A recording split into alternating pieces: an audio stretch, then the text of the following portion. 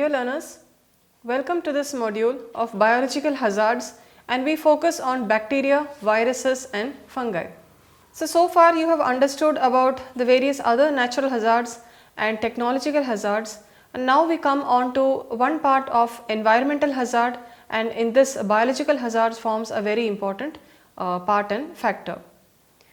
So globally millions of people are infected with bacterial intoxication and infections.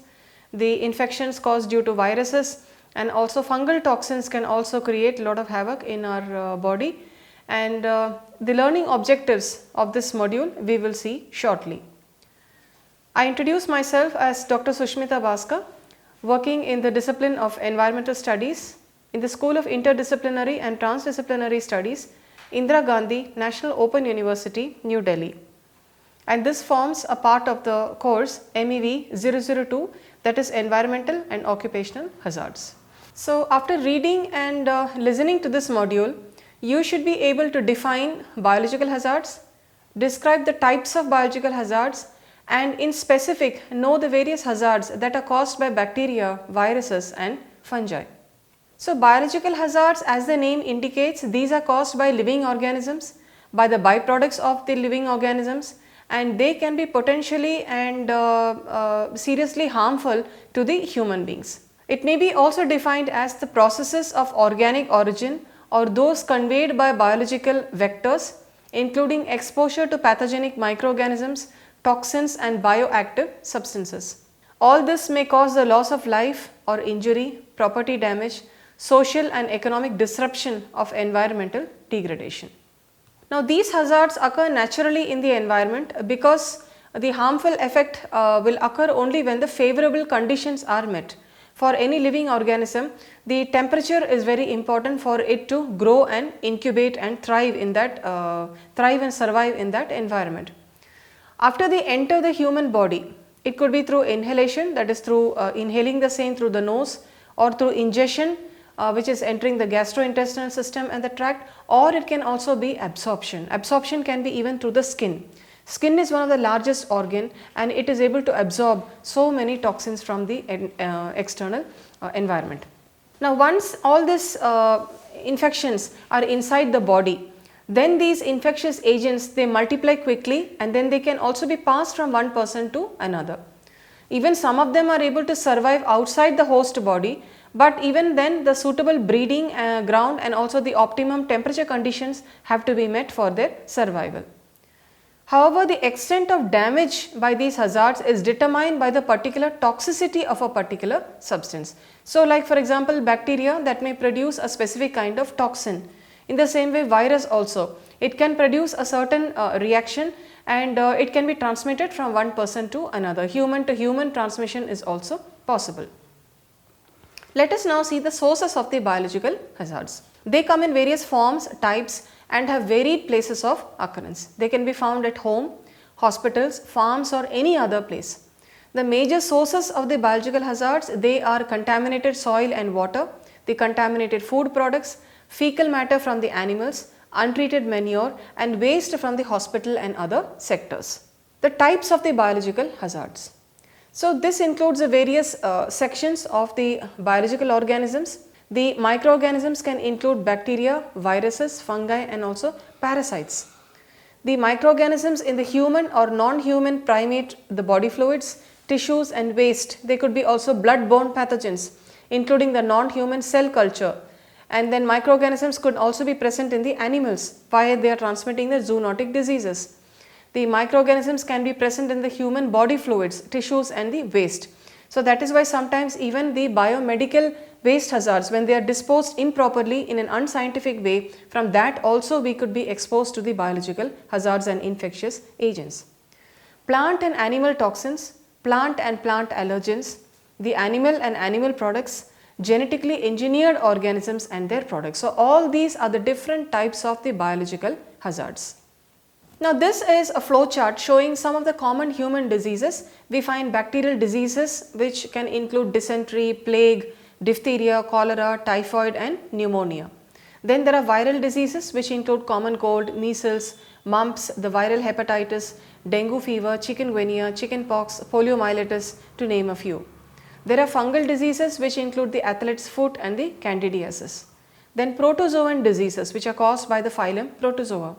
That includes malaria, amoebiasis, African sleeping sickness, Kala Azar, and so on. Then we have the helminthic diseases caused by the nematodes, which could be ascariasis and the filariasis, which are also known as the elephantiasis, and also causes roundworms in the humans. Coming on to the first part, that is bacteria. They can be also classified under the category prokaryotes. They are single-celled organisms and they have a simple internal structure.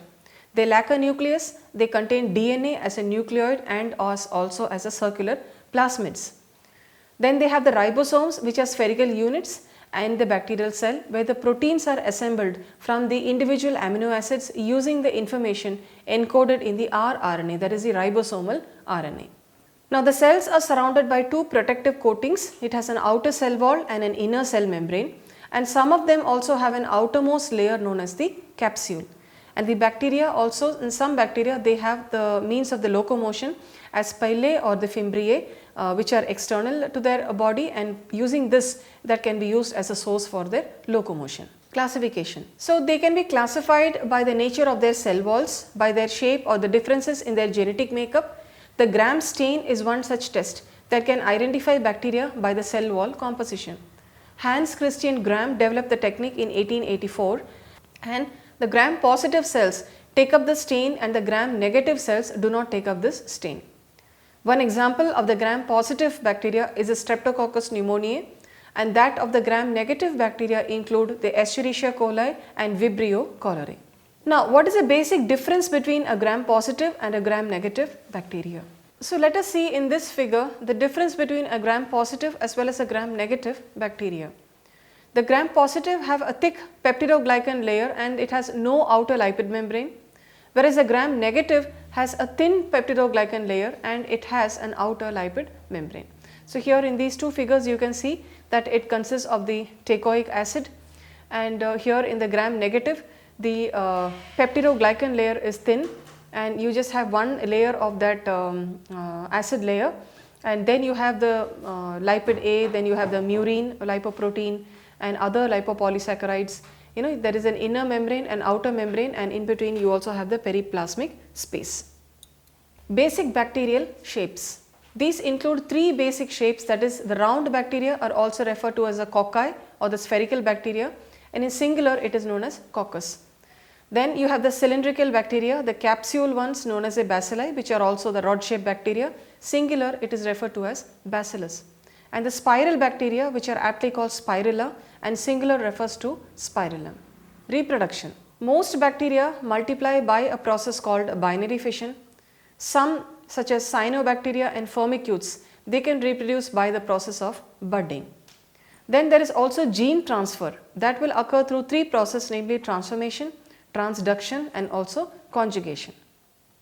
Now in transformation, it's the most common, and short DNA fragments are exchanged between donors and recipients.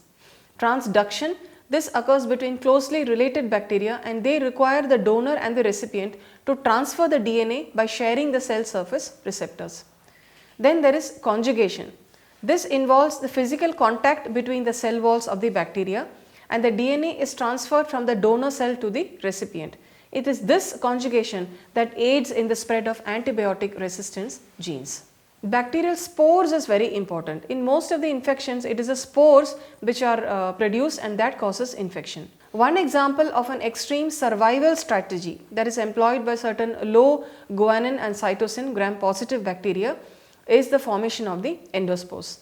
This complex developmental process is often initiated in response to nutrient deprivation.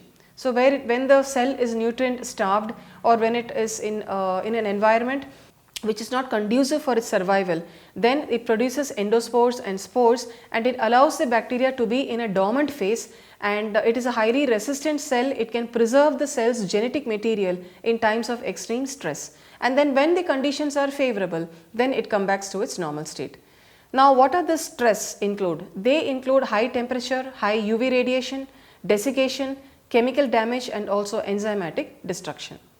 And this is also, the spore is also resistant to the temperature and radiation, and it can live for extended periods of time in adverse environmental conditions.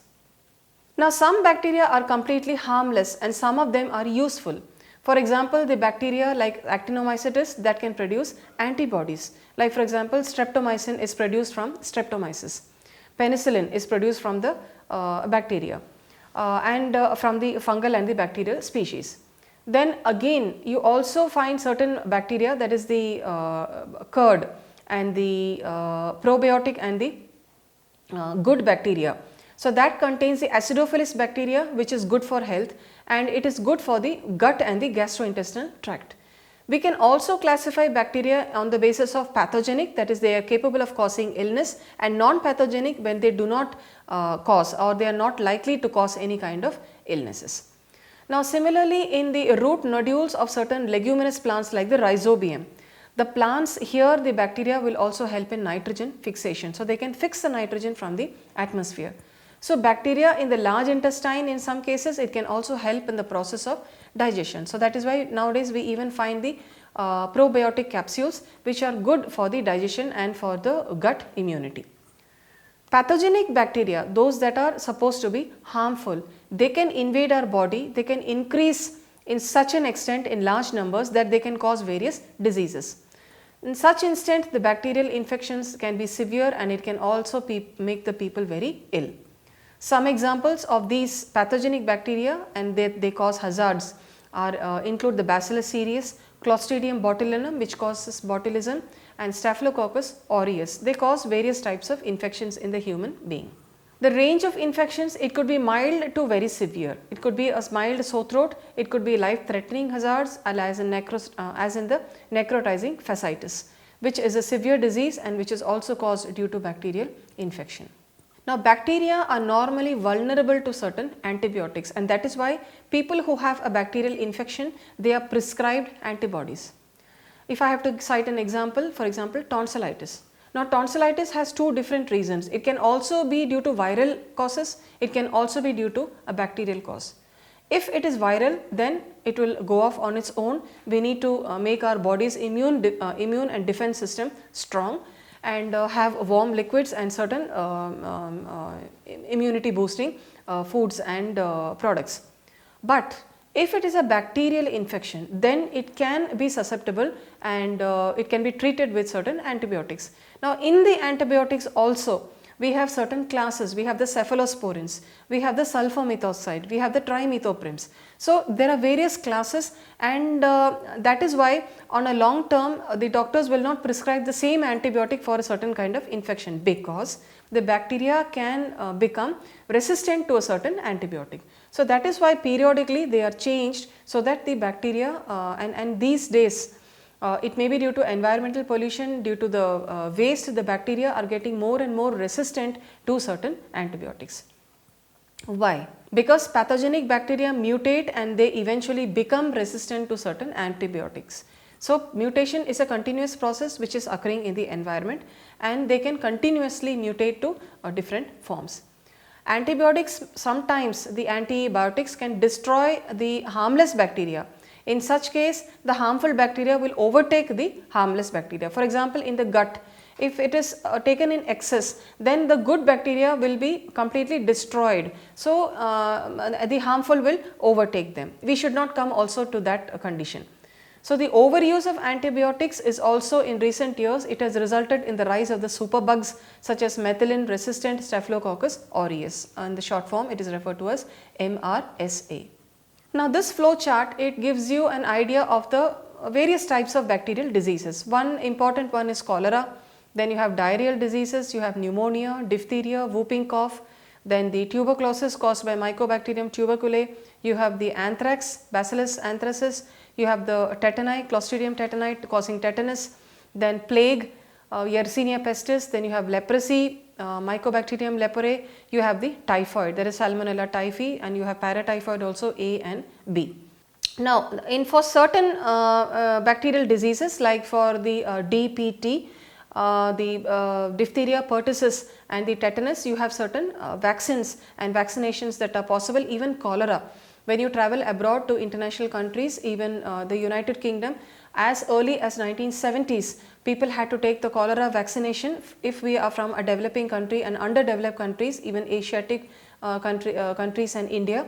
We had to take this cholera injection from yellow fever in order to enter their country. So, there are specific recommendations and standards by each country, and even the typhoid also, the typhoid is also now booming. Then leprosy also, in many states and places you have seen that the leprosy is prevalent. Tuberculosis, the government of India and also various other countries, they have focused on this by reducing the amount of cases in tuberculosis, and almost like tuberculosis has been eradicated. In the same way, smallpox also, one which was prevalent in the 1970s. We all had a dose of the smallpox vaccination, but right now if you see, the children are not being given the smallpox vaccination because it has been completely eradicated globally. In the same way, polio virus, India has also sufficiently eradicated the polio virus, also poliomyelitis, but still the oral polio is being administered for the newly born, and also in certain areas where there is a rise in such cases. Now, TB also, like the TB bacteria also are quite resistant to the TB drug, that is for example rifampicin. But now from 2012 there are also certain other drugs which have been recognized by the World Health Organization, and that I think it is bedaquiline. So, such kind of new and innovative drugs and novel things which come up, that may be of use to the humanity and also for future directives. Coming on to Vibrio cholerae, this causes cholera, which is an infectious disease, and it causes severe watery diarrhea leading to dehydration and death also if left untreated. The causes are by consuming food or water that is contaminated with Vibrio cholerae species. The patients are normally lethargic, you have sunken eyes, the eye bags which occur under the eyes, there is dry mouth, the wrinkled hands and feet, then Kussmaul breathing, where the breathing is not proper, it is irregular, and this occurs due to the acidosis from the stool bicarbonate loss and lactic acidosis associated with poor perfusion. Then there can be blood pressure drop, there could be rapid peripheral pulse, then there could be decreased urine output, the muscle cramps, weakness, altered consciousness, seizures, coma due to electrolyte imbalances. All this can be caused due to this bacterial infection. Then this is also becoming antibiotic resistant to tetracyclines, to trimethoprim, sulfamethoxazole and also erythromycin. There are also new generation antimicrobials which have come, and they are effective, and they are still in the in vitro studies. Now, cholera control, there is the multi-sectorial interventions to end cholera in various countries, and this in association with the United Nations and the World Health Organization, they have come up with certain interventions. Then there is a global threat to the public health, and where there is cholera, it is an indication of inequity and lack of social development, poor environmental quality. So, these are certain indications of the environmental quality. And annually there are 1.3 to 4 million cases of cholera and several deaths. It takes 12 hours and 5 days for a person to show certain symptoms of cholera. It is preventable and can be eliminated by ensuring access to clean water and sanitation facilities and good hygiene practices. Salmonellosis, this is very important, and it normally attacks the eggs and the chicken products, and this is a gram negative bacteria. They are non-spore forming rods. The symptoms are normally incubation occurs after 12 to 36 hours, that is from 1 to 3 days. Watery diarrhea, the stool can be greenish in color, it could be foul smelling, there could be muscle weakness and gastrointestinal upset. The management can be to control the food poisoning and spoilage by instituting biosecurity and biocontainment practices, enhanced food storage practices, food preparation and processing methods. Now, one important thing is eggs which just come out from the poultry, and if you just pack them and sell them, though fine, it is good and safe for consumption, but always nowadays the pasteurization of the milk and pasteurization of eggs are also being done. The poultry and thermal processing and irradiation of meat is also being done using UV and various other techniques. So following such kind of good food hygiene safety practices, then we can avoid this problem of salmonellosis. Clostridium botulinum. So this causes botulism, and let me tell you, botulism is a neurotoxin, so it affects the nervous system, and this is a gram positive anaerobic spore bearing bacilli. So I have already told you what are endospores and how spores are produced, and how these spores can also these bacteria can also liberate toxins. So the botulinum, it actually produces the botulism toxin, which is a neurotoxin, and this can be found in soil, in decaying vegetations, lakes and also ponds, and also the tin and the canned food. That is why it is sometimes good to avoid the food substances, for example peach or certain fruits and tomatoes, the tomato puree, and also the red kidney beans and certain other food material, also the canned meat products and also the fish products, for example mackerels or oysters, they are all tinned products. So the infection and bacterial infestation can also occur in the canned food and the tinned food. So it is always best to avoid the canned food whenever it is possible. Now the symptoms for Clostridium botulinum is 12 to 36 hours of incubation period. It causes vomiting, thirst, dryness of the mouth, it causes constipation, there is ocular paresis, then there is difficulty in speaking, breathing and also in swallowing. It is normally recognized as a lower motor neuron disease, and it will result in the progressive flaccid paralysis. The management, that the toxin can be completely destroyed by exposure to a temperature of 80 degrees centigrade for 30 minutes or more. Endotoxins. Endotoxins are poisonous substances that may be present inside a bacterial cell, and that may be released when the disintegration of the bacterial cell occurs. They are lipopolysaccharides in the outer membrane of the gram-negative bacteria. Hence, the endotoxins are always related with the gram-negative species. Some examples that can contain the endotoxin or harbor them are the Escherichia coli, Salmonella species, Shigella, Pseudomonas, Haemophilus influenza, Neisseria, Bordetella pertussis and Vibrio cholerae. These are all potent endotoxin producers. An enterotoxin. This is a protein exotoxin which is liberated or released by a microorganism, and that may target the intestine. They act as proteins and they also act as enzymes. They can increase the permeability by the chloride ions in the cells of the intestinal mucosa. So they can also create certain pores in the intestinal walls. E. coli and Staphylococcus aureus are the two main bacterial species which can generate such conditions by liberating the enterotoxins. So that was all about the bacteria. Next, let us come on to viruses. Viruses are much smaller than the bacteria. They are a little more complex, and they are also being the smallest known organisms. They usually lie on the borderline of living as well as non-living organisms. Now one important thing to be noted is viruses do not have any cure. There is no medicine. There are no antibiotics to cure the viruses. But there are certain antiviral drugs to treat some infections. So the viruses are obligate parasites. They cannot survive without a living cell. So hence to multiply, they need to invade a host.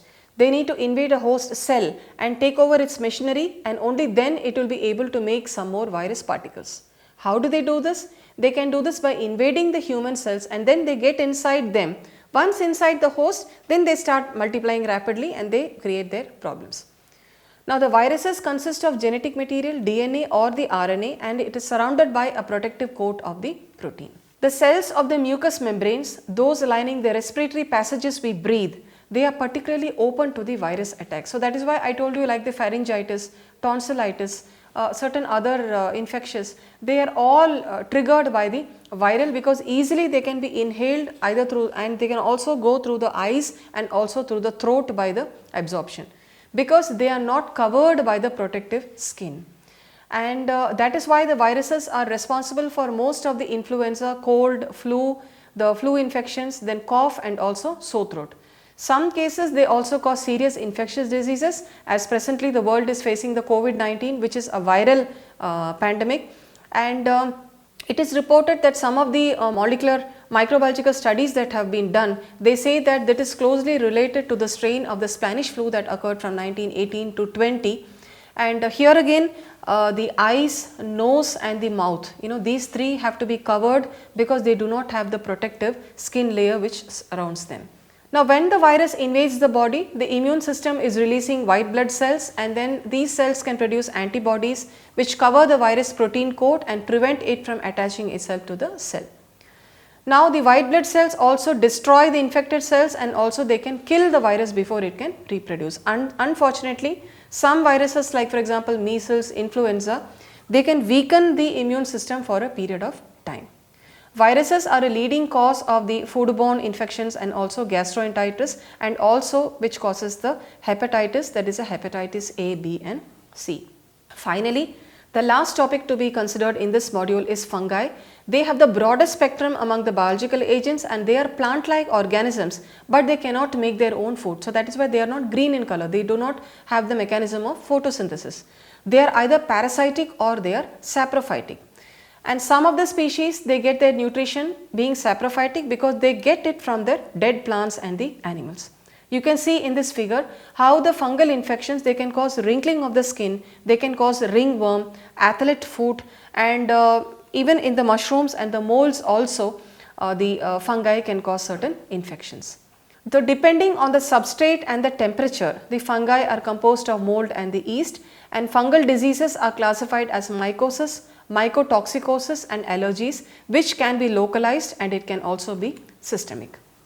Summarizing the module which we discussed. So we discussed about the biological hazard consisting of bacteria, viruses and the fungal agents, and the toxins that are produced by them, the endotoxins, the enterotoxins, and how certain species of the bacteria, for example the gram-negative bacteria, can have only a certain specific kind of toxin.